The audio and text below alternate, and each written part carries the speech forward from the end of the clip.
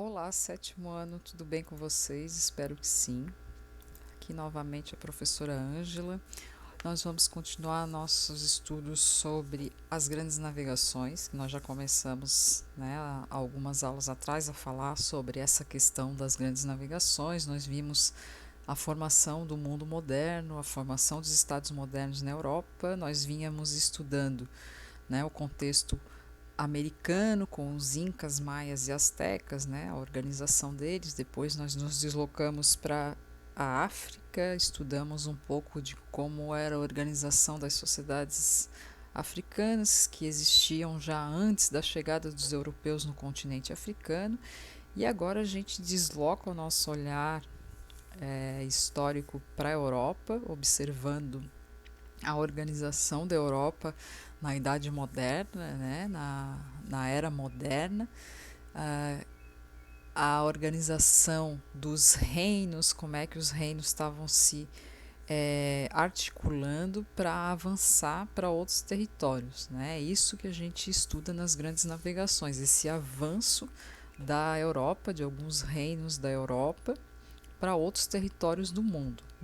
E hoje nós vamos falar sobre o caminho marítimo para as Índias, que era um desejo muito importante economicamente falando, culturalmente falando, dos europeus. Então vamos ver alguns aspectos desse assunto que está atrelado à questão das grandes navegações. E quando a gente fala em grandes navegações, é sempre importante lembrar que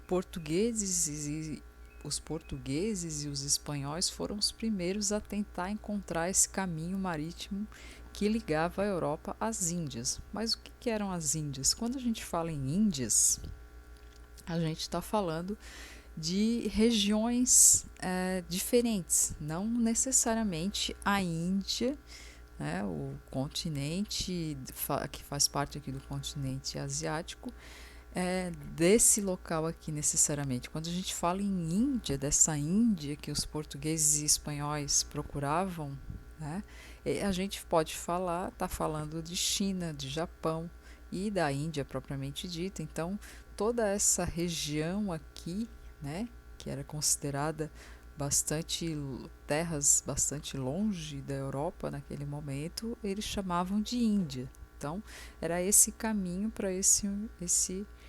essas regiões aqui, essas civilizações que os portugueses e os espanhóis estavam tentando encontrar. Aqui nós temos uma representação de caminhos marítimos percorridos, e aqui um mapa mundi daquele contexto dos anos 1450 por aí, século XV. Conforme foram avançando nas regiões, eles foram conseguindo elaborar mapas com essas representações dessas regiões, bastante diferente do que a gente conhece hoje, mas para o contexto da época eram mapas bastante avançados. Então a gente está falando dessas Índias, dessa busca por esses lugares distantes. Quando a gente fala então em deslocamento aqui marítimo, a gente pode lembrar da chegada dos portugueses ao sul do continente africano. Eles se esforçaram muito para encontrar esse caminho para as Índias, Eles tentaram várias vezes, eles enviaram várias expedições para percorrer esse litoral aqui, esse contorno do continente africano. Aqui em cima está a Europa, aqui Portugal, Lisboa. Então eles saíam daqui e tentaram várias vezes ultrapassar essa barreira para seguir para o caminho que ficou conhecido como Caminho das Índias. Então, nessas tentativas, eles acabavam entrando em contato com populações locais, eles ampliavam seus conhecimentos de geografia, eles passavam a perceber e conhecer como é que as correntes marítimas se portavam. Isso era muito importante quando você está fazendo uma viagem marítima de barco, com embarcações. Isso foi possibilitando que os portugueses fossem aprimorando seus mapas, aprimorando seus conhecimentos para conseguir realmente realizar essa viagem de maneira mais eficaz e tranquila, né? Então, essas primeiras tentativas, elas envolvem essa chegada dos portugueses em algumas localidades aqui do sul da África, né? Então, é bastante importante a gente ter isso em mente. Então, foi conhecendo algumas dessas informações básicas sobre o litoral aqui africano, todo esse litoral aqui, e percebendo, né, todo o funcionamento das correntes marítimas, eles foram indo cada vez mais longe, até que no ano de 1487, com uma expedição comandada pelo navegador chamado Bartolomeu Dias, que está representado aqui nessa imagem, ele consegue ultrapassar o cabo, que é essa parte continental aqui que avança para o mar, essa parte de baixo aqui do continente africano, era chamado Cabo das Tormentas, porque era uma região extremamente perigosa quando a gente fala em mar, né, em correntes marítimas, etc. Então era uma região bastante complexa. Ele conseguiu ultrapassar esse cabo aqui e chegar um pouco mais além do que já se havia chegado, o extremo sul do continente africano. Então, essa notícia animou muito o rei português daquela época, que era o Dom João II, e mudou o nome do cabo, inclusive para Cabo da Boa Esperança. Então, conseguindo essa conquista, eles passam a investir em outras expedições exploradoras, né, nessa região. Então, foi muito importante essa chegada aqui e essa passagem pelo Cabo da Boa Esperança em 1487. Né? E com isso, nós temos também a chegada dos europeus à América, ao nosso continente. Aí, nesse caso, nós temos os reis espanhóis envolvidos no financiamento dessa viagem, né? Eles financiaram uma expedição que tinha o objetivo também de encontrar o caminho para as Índias, porque os portugueses já estavam fazendo isso. Então, eles organizam uma expedição que foi comandada pelo Cristóvão Colombo, aqui representado. Mas não eram somente os portugueses que estavam buscando esse caminho, né, para as Índias. Né? Esse local é considerado tão importante comercialmente por conta das suas mercadorias diferenciadas, mas também os espanhóis. Então, os reis espanhóis, eles apoiam também uma expedição, que é como a gente chamava essas saídas marítimas, né? Uma expedição que tinha o objetivo de encontrar o caminho marítimo para as Índias. Né? Quem estava comandando essa expedição espanhola era o Cristóvão Colombo, aqui representado nessa pintura. E eles saem do porto de Palos, na Espanha, em agosto de 1492, e o Colombo ele tinha conhecimento científico da época, né, que já entendia que a Terra era redonda. Então ele acreditava que, mesmo que ele navegasse numa direção diferenciada do que os portugueses faziam, que era esse caminho aqui, né, aqui a costa africana percorrendo a África para, né, contornar e ir lá para o outro lado, não. Ele entendia que se ele viesse na direção oeste, ele em algum momento ia chegar nas Índias porque a Terra era redonda. Né? Mas acabou acontecendo algo que não era esperado, porque em outubro, no dia 12 de outubro, pouco mais de 2 meses depois, que ele sai em agosto da Espanha, ele desembarcou num território que ele achava que era as Índias, né? Mas na verdade era um território diferente, era um continente que até então era desconhecido dos europeus, que mais tarde foi batizado de América. Né? Aqui uma representação dessa viagem do Colombo. Ele sai aqui do porto de Palos, na Espanha, né? Ele passa pelo arquipélago aqui da Madeira, das Ilhas Canárias, e ele vai parar aqui no que hoje é a ilha de Cuba. Então ele chega aqui é uma representação dessa chegada, né? E o contato com os nativos, os indígenas, né? Toda essa representação de época mostrando essa chegada. E ele faz o retorno, né? Aqui, né? Um retorno quase que pelo mesmo caminho e chega em Lisboa, Portugal. Então, né, essa tentativa de busca pelo caminho das Índias dos espanhóis acabou resultando no descobrimento por parte dos europeus do continente americano, né?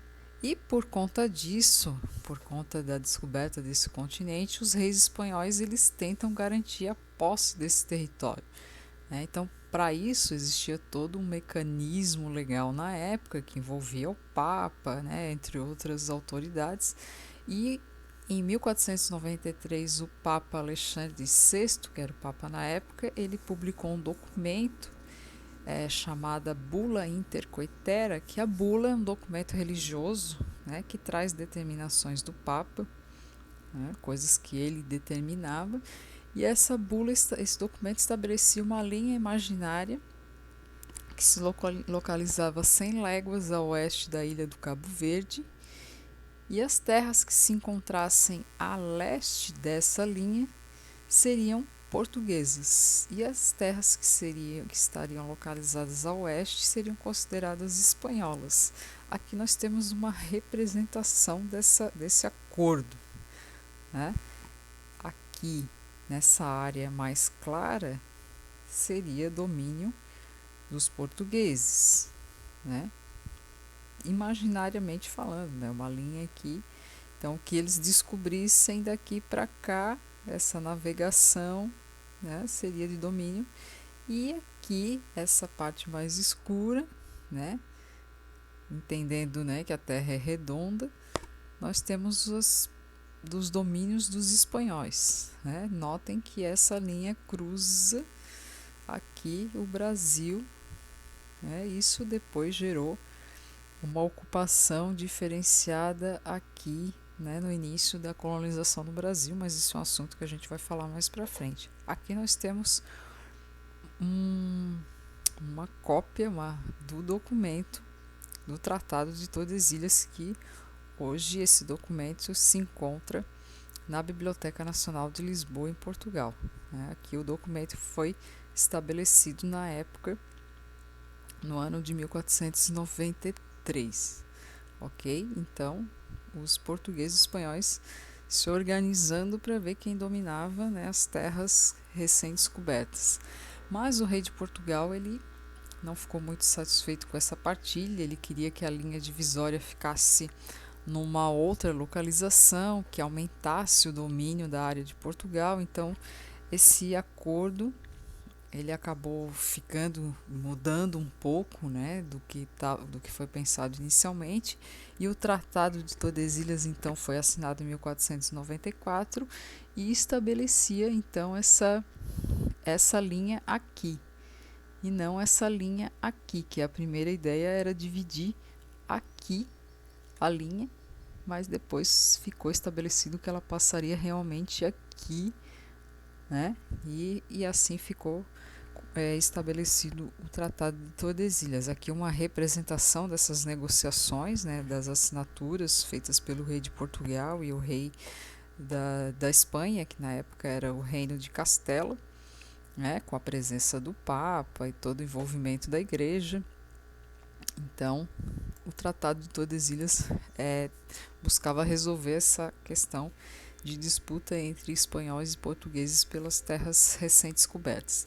E a chegada às Índias, então, ocorre em 1497, quando o governo português envia uma nova expedição para tentar finalmente, né, descobrir o caminho certo e chegar nas Índias. Foi uma expedição comandada pelo navegador chamado Vasco da Gama, e ele consegue chegar à cidade de Calicut, na Índia, em 1498. E, nesse lugar, os portugueses negociavam com os indianos, né, as especiarias, né, esses temperos, todas essas questões de especialidades aqui, sementes e outras coisas que não se conhecia na Europa e que eram muito interessantes e cobiçadas, né, para conservar alimentos, né, para produção de receitas, e eram considerados artigos de luxo realmente, né? Além de outros artigos como tecidos e joias que não eram conhecidos na Europa. Então os portugueses negociaram e traziam os seus navios repletos dessas mercadorias, né? E acabavam sendo recebidos na Europa como verdadeiros heróis, né? Aqui uma representação dessa chegada do Vasco da Gama à cidade de Calicut, na Índia, em 1498, né? Toda a negociação que aconteceu ali para a compra dessas mercadorias, né? E nós temos também, com essas navegações que aconteceram no século XV, meados do século XV e início do século XVI, nós temos a chegada ao Brasil também, né? A descoberta do Brasil está envolvida também nessas questões das grandes navegações. Foi por conta do sucesso dessa expedição do Vasco da Gama para as Índias que os portugueses eles enviam uma nova expedição para buscar especiarias, para continuar estabelecendo contatos comerciais com os indianos, né, porque as mercadorias eram muito bem recebidas na Europa, mas essa expedição agora é composta por 3 embarcações que saíram de Portugal sob o comando de um outro navegador chamado Pedro Álvares Cabral.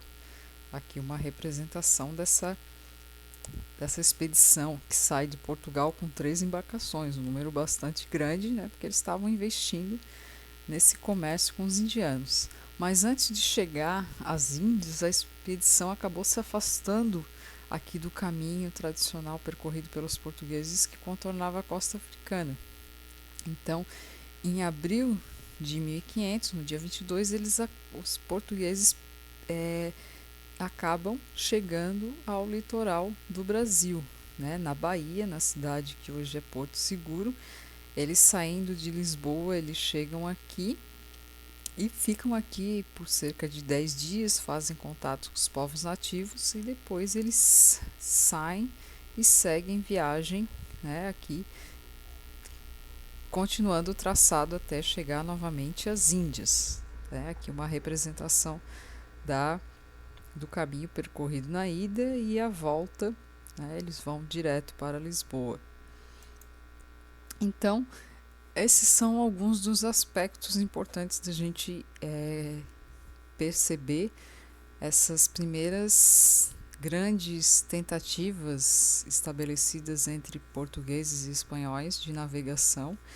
E as navegações elas tinham seus objetivos, né? Alguns dos objetivos eram além da expansão territorial e fundação de colônias, né, que eles percebem que encontraram territórios que são, no entender deles, desocupados, sem civilização, então eles tentam expandir os seus territórios e fundar colônias nessas novas terras, difundir a religião cristã para as civilizações que existiam nessas terras, estabelecer as rotas comerciais marítimas, né, essas rotas de comércios, muito importante, encontrar fontes de recursos naturais, principalmente ouro e prata, que eram extremamente valiosas, né, e muito lucrativos, além de estabelecer, a partir do século XVI, um comércio de escravos já no contato com a África, né, que já havia acontecido no século XV. Então, portugueses principalmente, mas também espanhóis, eles começam a lucrar com o comércio de escravizados, né, na África. Então esses eram os grandes objetivos das grandes navegações. Nós vamos continuar vendo esses aspectos na próxima aula, mas os elementos principais desse começo dessas aventuras marítimas e dessas descobertas começam com a busca por caminho das Índias, certo?